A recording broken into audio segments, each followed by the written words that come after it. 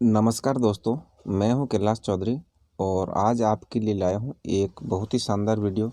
दोस्तों, इस वीडियो के अंतर्गत हम जो स्वामीनाथन आयोग है इसके बारे में जानेंगे। और स्वामीनाथन आयोग के बारे में आपने बहुत सुना होगा, अभी जो किसान आंदोलन चल रहा है तो इसमें दोस्तों सभी लोग कहते हैं, विपक्ष वाले नेता कहते हैं कि आपको स्वामीनाथन आयोग को लागू कर देना चाहिए। गवर्नमेंट कहती है कि हमारे पास अभी हम इस स्थिति में नहीं हैं कि स्वामीनाथन आयोग लगा सकें। तो दोस्तों, हम जानेंगे क्या है स्वामीनाथन आयोग, क्या है स्वामीनाथन कमेटी।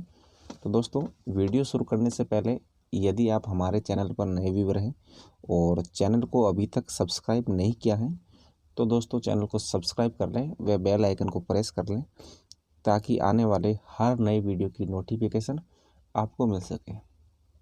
तो दोस्तों शुरू करते हैं। तो स्वामीनाथन आयोग क्या है दोस्तों?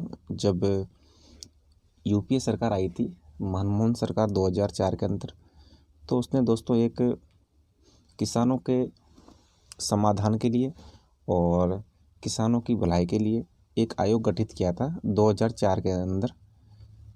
और इसने दोस्तों 2006 के अंदर अपनी रिपोर्ट दी थी।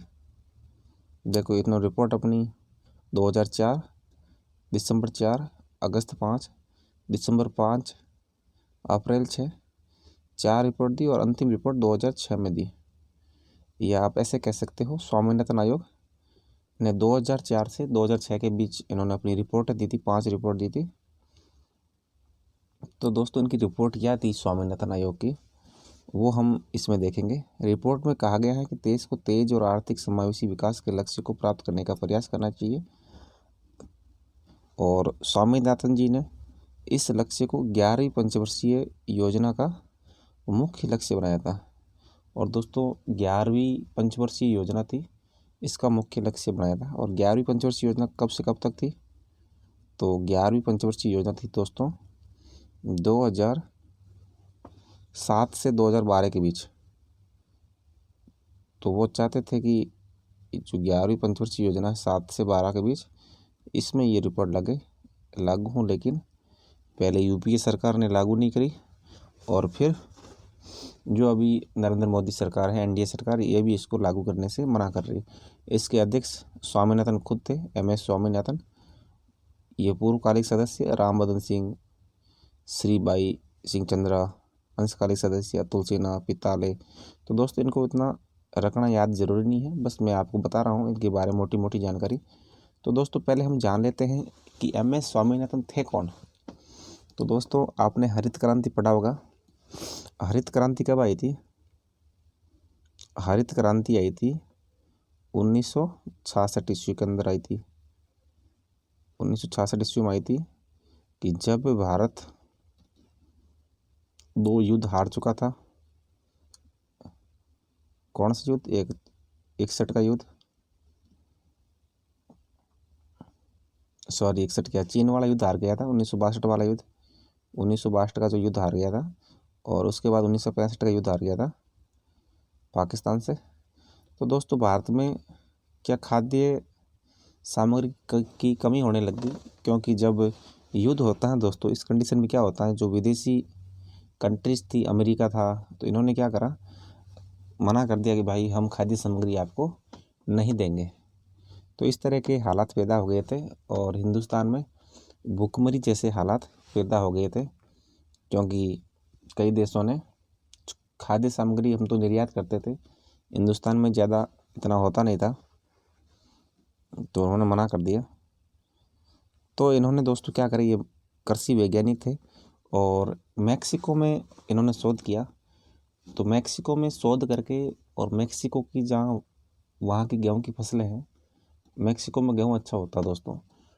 तो इन्होंने क्या करा, वहाँ से शोध करके जो अपने पंजाब में गेहूँ होता है, इनके साथ एक नई किस्म की गेहूँ बनाया, संकर किस्म का, और फिर प्रयोग करके पंजाब, हरियाणा इत्यादि क्षेत्रों में उगाया और काफ़ी सफल हुए और काफ़ी 2 से 3 गुना अधिक पैदावार हुई। तो फिर ऐसे करके दोस्तों, फिर हिंदुस्तान क्या है, खाद्य सामग्री में आत्मनिर्भर बन गया कुछ ही सालों के अंदर। तो दोस्तों, इनका हरित क्रांति में बहुत बड़ा योगदान है और इनको हरित क्रांति का जनक कहते हैं दोस्तों। क्या कहते हैं? हरित क्रांति का जनक कहते हैं हम स्वामीनाथन को। अब दोस्तों इसके लिए है स्वामीनाथन जी को क्या कई अवार्ड मिले हैं। अवार्ड कौन कौन से वो भी आपको बता दूं मैं पहले, क्योंकि दोस्तों कॉमन जानकारी शुरू करने से पहले हमें पता होना चाहिए। तो इनको दोस्तों पद्मश्री मिला है, पद्मश्री, पद्म भूषण और पद्म विभूषण। इसके अलावा दोस्तों रेमन मैग्सेसे अवार्ड और विश्व खाद्य पुरस्कार, ये अवार्ड दोस्तों इस कृषि वैज्ञानिक को मिले हैं। तो दोस्तों आप सोच सकते हैं कितने बड़े कृषि वैज्ञानिक हुए हैं एम.एस. स्वामीनाथन, और इनका बहुत बड़ा योगदान था। और यदि किसानों का दोस्तों परमानेंट सुधार करना है तो स्वामीनाथन रिपोर्ट को लागू करना ही होगा, तभी किसानों का भला हो सकता है। और बाकी तो गवर्नमेंट तो अब लुभावने वादे दिलाती है और कुछ भला होना नहीं है दोस्तों, क्योंकि जो पूर्ण समाधान है जो इसी कमेटी के अंदर है। तो दोस्तों हम सिफारिश देखते क्या सिफारिशें रखी थी स्वामीनाथन जी ने। जो पहली सिफारिश थी दोस्तों भूमि सुधार। स्वामीनाथन ने कहा कि भाई भूमि सुधार होना चाहिए। किस तरह? क्योंकि भूमि दोस्तों हमारी क्या उपजाऊ नहीं थी कि, और उपजाऊ भूमि होगी तभी तो अच्छी पैदावार होगी, और अच्छी पैदावार होगी तो किसानों को भला होगा और उनको अच्छी आमदनी मिलेगी। क्या है कि आज़ादी के समय से ही देश में भूमि आवंटन असामान्य रहा है। देश में गरीबी स्तर के 50% लोगों के कुल भूमि आवंटन की मात्र 3% भूमि थी, और जबकि 54% भूमि का आवंटन 10% अमीरों के हाथ में था। तो पहला तो बता दिया मैंने आपको जो भूमि में सुधार होना चाहिए, और दूसरा था कि भूमि आवंटन कैसे? जो 50% लोग हैं हिंदुस्तान के, यानी कि 135 करोड़ जनसंख्या है, तो करीबन 65 करोड़ लोगों के पास कितनी भूमि है? 3% भूमि है। 65 करोड़ लोगों के पास 3% भूमि है, यानी 50% लोगों के पास। और जो दोस्तों 54% भूमि है हिंदुस्तान की, वो है 10% लोगों के पास है। ऊपर के 10% लोगों के पास क्या है? 54% भूमि है। तो इन्होंने क्या कहा है कि स्वामीनाथन आयोग की रिपोर्ट में भूमि सुधारों को बढ़ाने पर जोर दिया, और रिपोर्ट में कहा गया है कि अतिरिक्त और बेकार जमीन को भूमिहीनों में बांटो, आदिवासी क्षेत्रों में पशु चराने का हक दिया जाना चाहिए।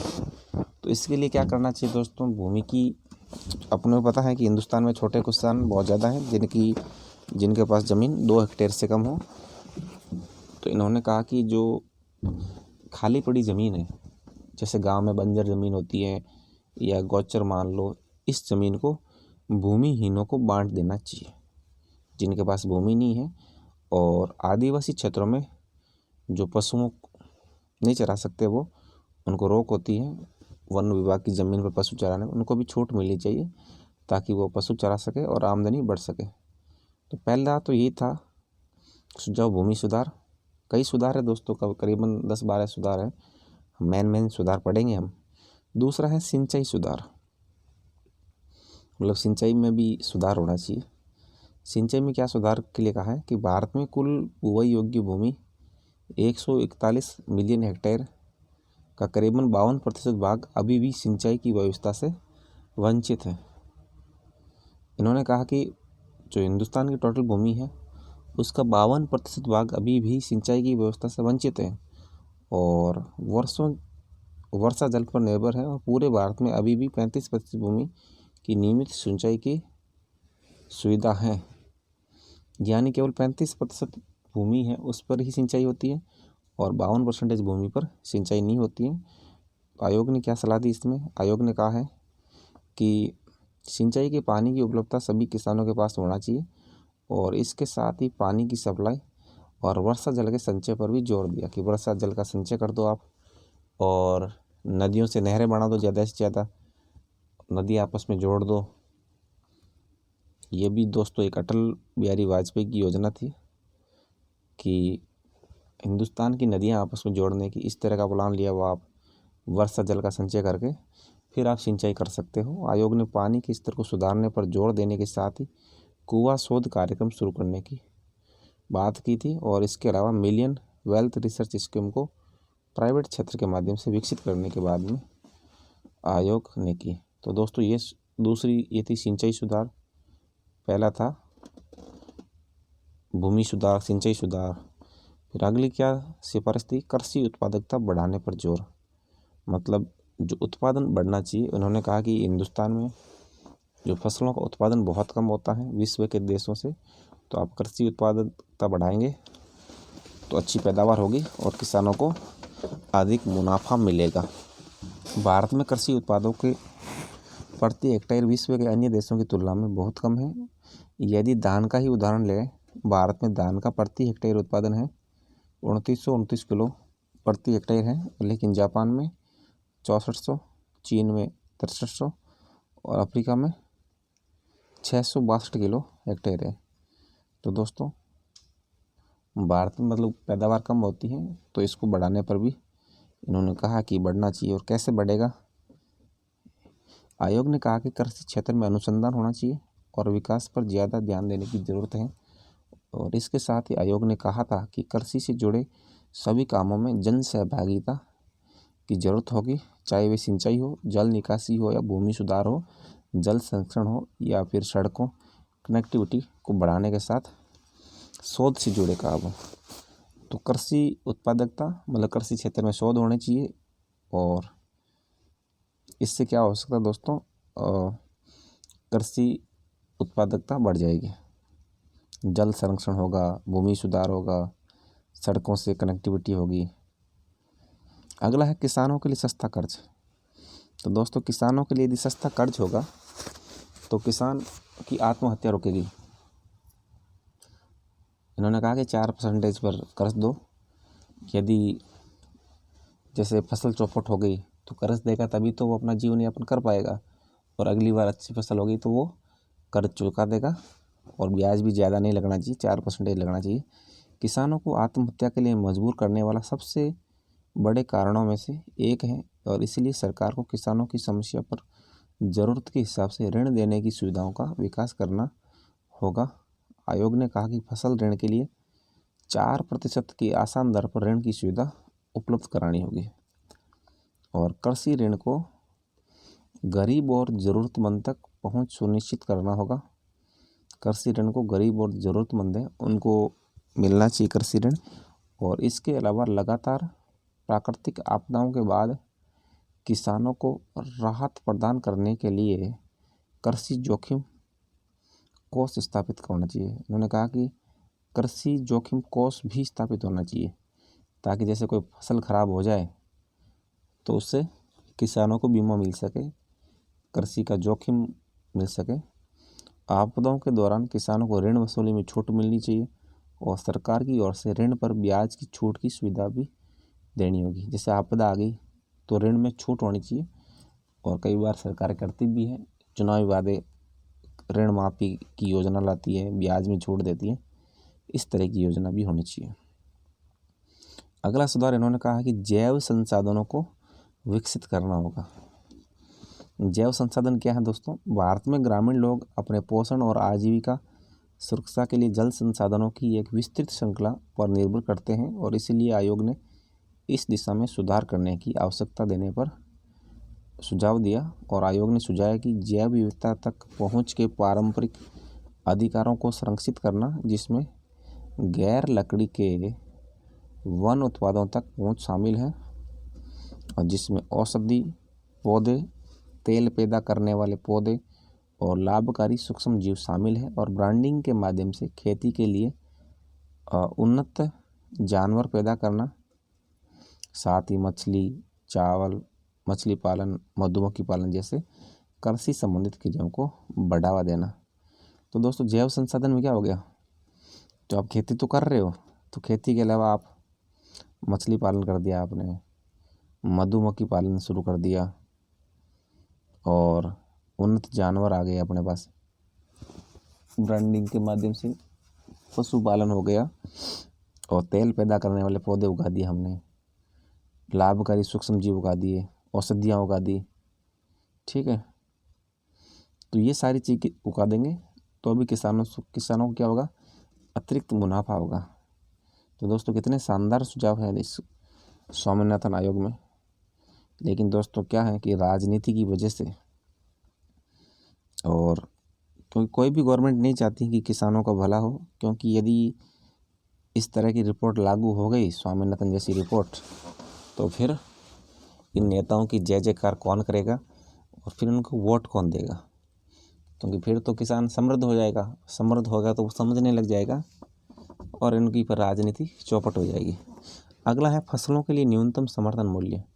दोस्तों ये एक बहुत ही मांग हो रही लगातार, न्यूनतम समर्थन मूल्य एमएसपी। तो एमएसपी भी होनी चाहिए फसलों की, ताकि किसान निश्चिंत होकर बुआई करें कि उसको फिर कम से कम लगेगा कि हमारा को इस फसल का इतना रुपये तो मिलेगा। जैसे गेहूं है तो गेहूं का 25 रुपये तो मिलेगा ही मिलेगा, हमें गेहूं 10 रुपये में नहीं बेचना पड़ेगा। और एमएसपी कितनी मिलनी चाहिए दोस्तों, इसने कहा कि एमएसपी जैसे न्यूनतम समर्थन मूल्य क्या होता है, जैसे हम फसल बोते हैं तो फसल का बीज, उसके अंदर दवाई डालते हैं जो यूरिया डीएपी, उसका खर्च, और बुआई का खर्च लगता है, ट्रैक्टर का खर्च है, ज़मीन का किराया लगता है हमारा, और इसके अलावा कटाई लगती है, उसकी निराई गुड़ाई लगती है, मज़दूरों का खर्च है। इन सभी का खर्च मिलाते हैं दोस्तों, इसे बोलते हैं न्यूनतम समर्थन मूल्य, कि हमारी इस फसल के 100 रुपये खर्च हो गए। ये दोस्तों एमआरपी नहीं है। एमआरपी क्या होता है, मैक्सिमम रिटेल प्राइस, यानी जैसे वो अधिकतम होता है, सारे टैक्स जीएसटी काट के सब एमआरपी होता है। ये एमएसपी है कि हमारी इस फसल पे 100 रुपये खर्चे हैं। तो दोस्तों ये गलत कैसे है बताओ, बिल्कुल सही है कि कम से कम भाई जितनी लागत लगी उस फसल की उतना तो मिलना चाहिए कम से कम। फ़ायदा तो बात की बात है, मुनाफा मिले कि नहीं मिले, कम से कम नुकसान तो नहीं हो, किसान करे तो क्या करे। तो इन्होंने कहा कि एमएसपी के अलावा मतलब एमएसपी का 1.5 गुना मिलना चाहिए। जैसे 100 रुपये की फसल है तो हमें इस पर एमएसपी कितनी मिलनी चाहिए, 150 रुपये मिलनी चाहिए। तो जितना लागत लगे उसका 1.5 गुना, तो 150 रुपये मिल जाएंगे उस पर, तो हमारे को 50 रुपये का फ़ायदा हो गया। तो किसान क्या होगा दोस्तों, समृद्ध होगा, आत्मनिर्भर हो जाएगा। तो देखते हैं न्यूनतम समर्थन मूल्य की कार्रवाई में सुधार। धान और गेहूं के अलावा अन्य फसलों के लिए न्यूनतम समर्थन मूल्य की व्यवस्था की जानी चाहिए, और इसके अलावा पीडीएस में बाजरा और अन्य पौष्टिक अनाज स्थायी रूप से शामिल किए जाने चाहिए। और फसलों का न्यूनतम समर्थन मूल्य उसकी उत्पादन लागत से कम 50% अधिक होना चाहिए, तभी तो दोस्तों बेनिफिट होगा। आपको केवल एमएसपी मिल गया तो दोस्तों एमएसपी मिलने से क्या फ़ायदा, तो कुछ हुआ नहीं। तो 50% अधिक होना चाहिए एमएसपी, ये आपको ध्यान रखना है। अगला किसान आत्महत्या पर रोक, और देखते इसको दोस्तों। किसानों की आत्महत्या की घटनाओं को रोकने के लिए इन्हें किफ़ायती स्वास्थ्य बीमा प्रदान करें, स्वास्थ्य बीमा भी मिले उनको, ताकि वो स्वास्थ्य संबंधी समस्याओं की वजह से आत्महत्या नहीं करें। प्राथमिक स्वास्थ्य केंद्रों पर सुविधाओं को ठीक करें। राष्ट्रीय ग्रामीण स्वास्थ्य मिशन को प्राथमिकता के आधार पर इलाकों में और सक्रिय रूप से चालू करें। और जिन इलाकों में किसान आत्महत्या की घटनाएं ज़्यादा हो रही हैं, तो दोस्तों यहाँ किसान आत्महत्या पर भी रोक लगने का इन्होंने कहा है। अगला है, अब कैसे रोक लगाएंगे इन पे और भी देखते हैं पॉइंट। किसानों की समस्या को ठीक से समझने के लिए राज्य स्तरीय किसान आयोग की स्थापना करें, जिससे किसान भी शामिल हो। मतलब स्टेट लेवल पे किसान आयोग बनना चाहिए, जिससे क्या है किसान आयोग अपनी किसानों की बात उठाएगा।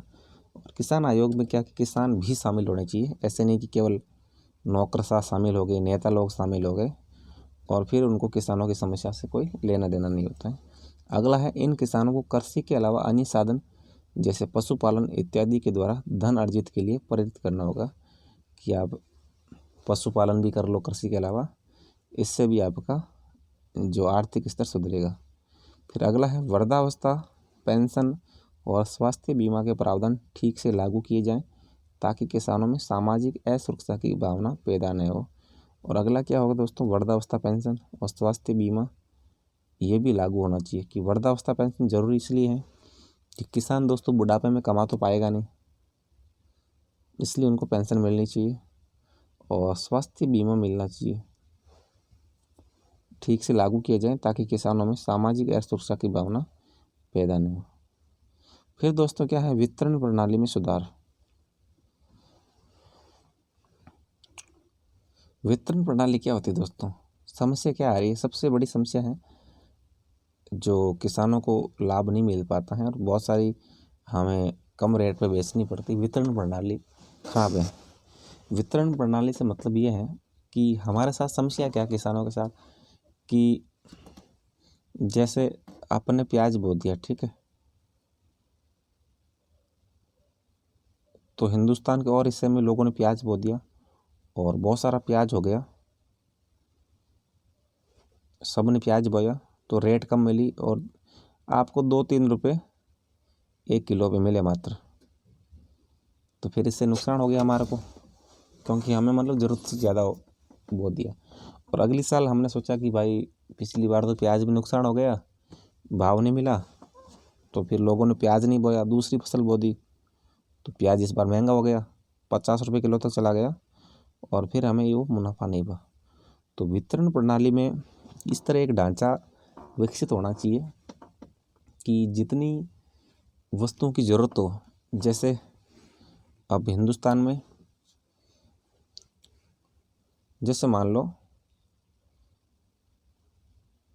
150 अरब टन खाद्य सामग्री की आवश्यकता है, तो पूरे हिंदुस्तान में इस तरह चैन बने कि सारे हिंदुस्तान में वो फसल पहुंच सके। और यदि हिंदुस्तान में नहीं हो पाता है इसकी खपत, तो आप विदेशों के अंदर आप एक्सपोर्ट कर दो, निर्यात कर दो। और निर्यात के अलावा दोस्तों एक ये होता है कि फूड प्रोसेसिंग, पढ़ा होगा आपने, फूड प्रोसेसिंग। तो दोस्तों फूड प्रोसेसिंग के माध्यम से भी आप वितरण प्रणाली में सुधार कर सकते हैं। तो पहले देखते हैं हम वितरण प्रणाली में सुधार को लेकर भी आयोग ने सिफारिश की थी और इसमें गांव के स्तर से लेकर राष्ट्रीय स्तर तक पूरी व्यवस्था का खाका खींचा गया। और इसमें किसानों को फसलों की पैदावार को लेकर सुविधाओं को पहुंचाने के साथ ही विदेशों में फसलों को भेजने की व्यवस्था की बात की गई और साथ ही फसलों के आयात और उनके भाव पर नज़र रखने की व्यवस्था बनाने की भी सिफारिश की गई। फसलों का आयात निर्यात पर भी नज़र होनी चाहिए, ऐसा इन्होंने कहा। फिर अगला है दोस्तों खाद्य सुरक्षा। आयोग ने समान जन वितरण योजना की सिफारिश की थी और साथ ही पंचायत की मदद से पोषण योजना को अंतिम व्यक्ति तक पहुंचाने की बात की थी। और इसके अलावा स्वयं सहायता समूह बनाकर खाद्य और जल बैंक बनाने की बात की गई, ताकि आप खाद्य सुरक्षा देंगे तो किसान दोस्तों भूख की वजह से आत्महत्या नहीं करेंगे। अगला है रोजगार सुधार भी मिलना चाहिए। इसमें क्या कहा है आयोग ने खेती से जुड़े रोजगारों को बढ़ाने की बात कही और आयोग ने कहा कि साल 1961 में कृषि से जुड़े रोजगार में 75% लोग लगे थे, जो कि 1999 से 2000 तक घटकर 59% लोग बच गए। अब हिंदुस्तान में 59% लोग, अब तो दोस्तों 2020 आ गया और भी कम लोग हो गए, लगभग 50% लोग कृषि से जुड़े हुए हैं। और इसके साथ ही आयोग ने किसानों के लिए नेट टेक होम इनकम को भी तय करने की बात की है, यानी उनको रोजगार मिलना चाहिए। नेट टेक होम इनकम भी तय होनी चाहिए दोस्तों, घरेलू इनकम मिलनी चाहिए। इसके अलावा दोस्तों एक सुधार तो नहीं कहा दोस्तों, लेकिन मैं आपको बता दूं कि फूड प्रोसेसिंग बहुत ज़रूरी है। इसके लिए फूड प्रोसेसिंग किसे कहते हैं दोस्तों, आपको समझना होगा। फूड प्रोसेसिंग से मतलब है जैसे गेहूँ होता है, ठीक है,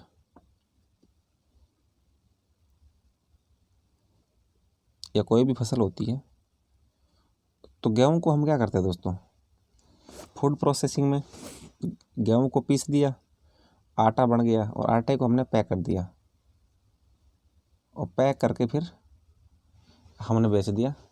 तो ये तो होगा दोस्तों प्राइमरी स्तर का फूड प्रोसेसिंग। सेकेंडरी स्तर का फूड प्रोसेसिंग क्या होता है दोस्तों, गेहूं से हमने क्या ब्रेड बना लिया, या गेहूं से और कुछ बना लिया, टोस्ट बना दी हमने, और फिर उनको दोस्तों मार्केट में बेच दिया। बेकरी उद्योग हो गया। इस तरह दोस्तों सारी फसलों पे लागू होता है ये। जैसे ब्रेड है दोस्तों, तो फिर वो ज़्यादा रुपए मिलेंगे। जैसे गेहूं पे अपने 25 रुपये मिल रहे थे, तो ब्रेड में 50 रुपये मिलेंगे। क्योंकि दोस्तों ज़रूरत तो हमारे को मात्र 50% गेहूँ की है। 50% गेहूँ फालतू है हमारे पास, स्टॉक में जाएगा, सड़ेगा। तो आप दोस्तों फूड प्रोसेसिंग करके अपने देश में भी जो शहरी एरिया है, ग्रामीण एरिया, वहाँ भी उपयोग ले सकते हैं, और विदेशों में हम निर्यात भी कर सकते हैं। और दोस्तों आपको हैरानी होगी कि हिंदुस्तान में मात्र 10% ही फूड प्रोसेस होता है, केवल 10%। और बाकी 90% हमारे को जो फसल होती है हम ज्यों की त्यों काम में लेते हैं। तो दोस्तों ये काफ़ी चिंताजनक है। यदि फूड प्रोसेसिंग हो जाए तो दोस्तों हिंदुस्तान की सारी समस्या ख़त्म हो जाए। अब जैसे दोस्तों दूध है, दूध में क्या होता है, दूध को हमने थैली में पैक कर दिया, ये भी एक तरह का फूड प्रोसेसिंग है। और फिर आपने उसको रेफ्रिजरेटर, वो शीतलन गृहों में रख के मार्केट में सप्लाई कर दी, ये भी प्राइमरी इस तरह का फूड प्रोसेसिंग है।